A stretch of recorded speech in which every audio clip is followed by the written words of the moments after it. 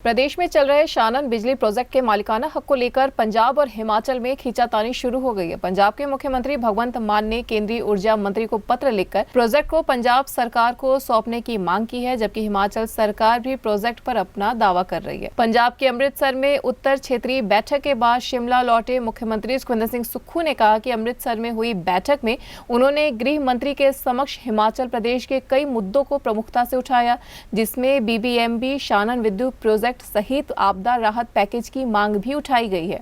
मुख्यमंत्री सुखविंदर सिंह सुक्खू ने कहा कि शानन विद्युत प्रोजेक्ट की लीज मार्च 2024 में खत्म हो रही है। अब ये परियोजना हिमाचल को मिलनी चाहिए। साथ ही बीबीएमबी में हिमाचल की हिस्सेदारी और एक सदस्य की नियुक्ति की मांग को भी प्रमुखता से उठाया गया है। सीएम ने बताया कि अब शिमला व कुल्लू के लिए अमृतसर से हवाई सेवाएं शुरू होंगी, जिससे पर्यटन क्षेत्र को बढ़ावा मिलेगा।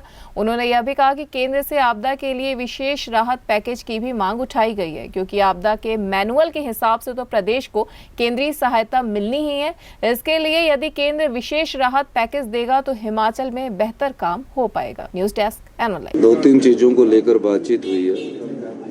शानन प्रोजेक्ट की लीज जो है मार्च 2024 में पूरी होने वाली है और स्टेट्स की रीजनल कॉन्फ्रेंस थी, तो मैंने कहा कि जब लीज पूरी हो रही है तो उस प्रोजेक्ट को हिमाचल प्रदेश को मिलना चाहिए।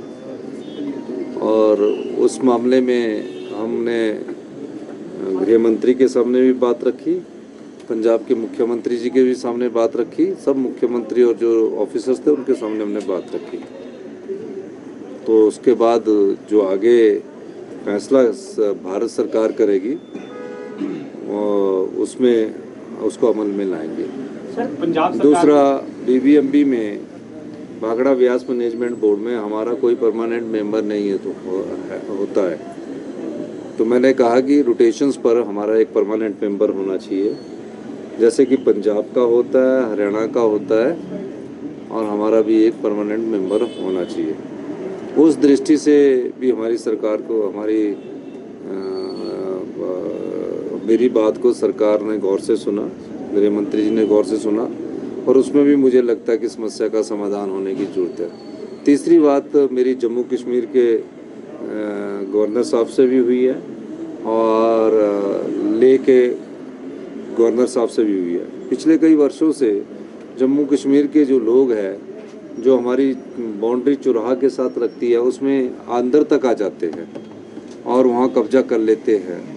तो हमने कहा कि एक तो जो सर्वे ऑफ इंडिया है उसकी मैपिंग होके ये लग जाए, और दूसरा जो सरचू के पास अंदर को आते हैं लेह से, जो उनकी बाउंड्री लगती है, उसके बारे में मेरी बात हुई। तो मुझे दोनों लेफ्टिनेंट जनरल गवर्नर ने ये कहा है कि हम इस मामले में आपने होम एडवाइज़र को भी बोल दिया है, और मुझे लगता है कि इस प्रकार की वारदात है जो पिछले कई सालों से होनी है, उसको रोकने की बात की है।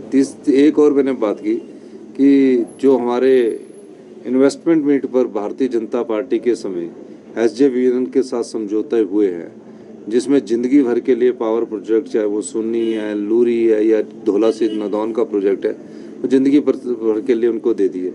उसमें जो 12% फ्री रॉयल्टी की बात हमने कही है कि वो 12% फ्री रॉयल्टी जब हम और प्रोजेक्टों में ले रहे तो ये भी हमको मिलनी चाहिए, और 40 साल वाला वो प्रोजेक्ट हिमाचल को वापस आना चाहिए।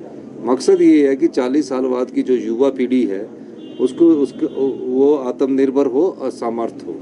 अब हमारे को जो उन्होंने इन्वेस्टमेंट एग्रीमेंट किए उसमें लाडा भी नहीं दिया, और जो GST हमको मिलना था वो भी उन्होंने ख़त्म कर दिया। तो GST मिलने में जो हमारा पानी और हमको ना मिले, तो उस मामले को भी मैंने उस फोरम पर उठाया है। और चौथी बात मैंने कहा कि स्पेशल रिलीफ पैकेज जो है उसको आप करिए। स्पेशल रिलीफ पैकेज नहीं करना तो जो हमने अभी भारत सरकार के जो डिजास्टर्स के नॉर्म्स होते हैं, केंद्र सरकार के डिजास्टर के नॉर्म होते हैं, उसके हिसाब से हमने 10,000 करोड़ रुपए के उनके नॉर्म्स के हिसाब से जो हमने डैमेज है उसको भेजा, तो उसके हिसाब से हमारा तकरीबन 1500 और 2000 करोड़ मिलता है। वो तो दे दीजिए, वो तो हमारा बनता है। तो 2 बार तो केंद्रीय टीम आ गई है, तीसरी बार भी आप हमारे को केंद्रीय टीम अब 28-29 को आने वाली हो, तो वो तो दे दीजिए। तो उस मामले में भी मैंने वो बात की है, और मुझे लगता है कि मेरी बात को उन्होंने हमने फर्मली बात की, बड़े गौर से सुना है और इस मामले में जल्दी ही हमें कुछ ना कुछ राहत मिलने की संभावना है।